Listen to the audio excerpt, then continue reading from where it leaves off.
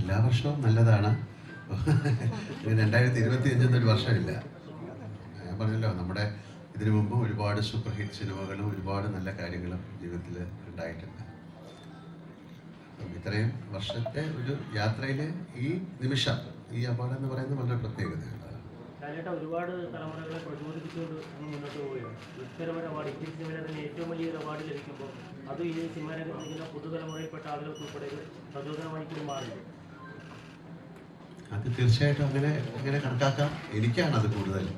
പുതിയ തലമുറ പഴയ തലമുറ എന്നുള്ളതല്ല, നമ്മൾ ചെയ്യുന്ന ആ മണ്ഡലത്തിൽ, പ്രവൃത്തി മണ്ഡലത്തിൽ നമ്മൾ കാണിക്കുന്ന ഒരു സത്യസന്ധത എന്ന് പറയുന്നതും കൂടെ ഇതിൻ്റെ പുറകിലുണ്ട്. തീർച്ചയായിട്ടും ഏത് പ്രൊഫഷനായാലും നമ്മളതിൽ അതിൽ കാണിക്കുന്ന ഒരു സത്യസന്ധത, അതാണ് ഞാൻ ഈശ്വരൻ എന്ന് പറയുന്നത്. നമ്മൾ ചെയ്യുന്ന ജോലി ഏറ്റവും കൃത്യവും ഭംഗിയായിട്ട് ചെയ്യാൻ ശ്രമിക്കുക എന്നുള്ളതാണ്.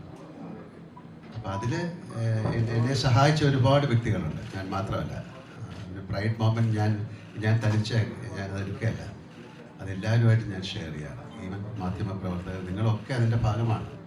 എൻ്റെ 48 വർഷത്തെ വളർച്ചയിൽ നിങ്ങളൊക്കെ സഹകരിച്ചിട്ടുണ്ട്. ഒരുപാട് സൗഹൃദമുള്ള ആൾക്കാരുണ്ട് ഇവിടെ, പലരുമുണ്ട്. പലരും മറിഞ്ഞുപോയി, അവരൊക്കെ ഈ സമയത്ത് ഞാൻ ഓർക്കുന്നു.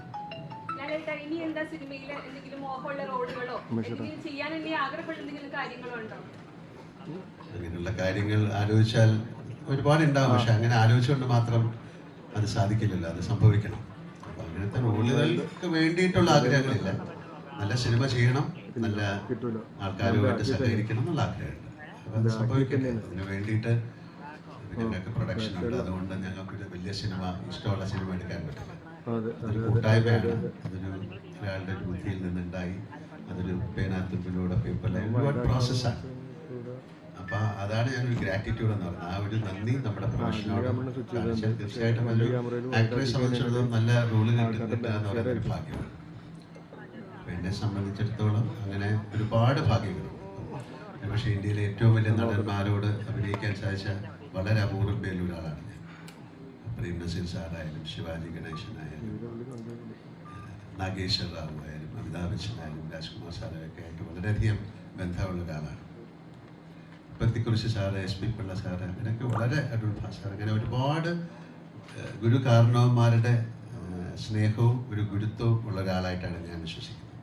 അപ്പോൾ അവരുടെയൊക്കെ ഒരു ബ്ലെസ്സിങ്സ് ഇതിൻ്റെ പുറകിലുണ്ടെന്ന് ഞാൻ വിശ്വസിക്കുന്നു. അതുപോലെ തന്നെയാണ് ഡയറക്ടേഴ്സും, അതുപോലെ തന്നെയാണ് എൻ്റെ കൊളീഗ്സും.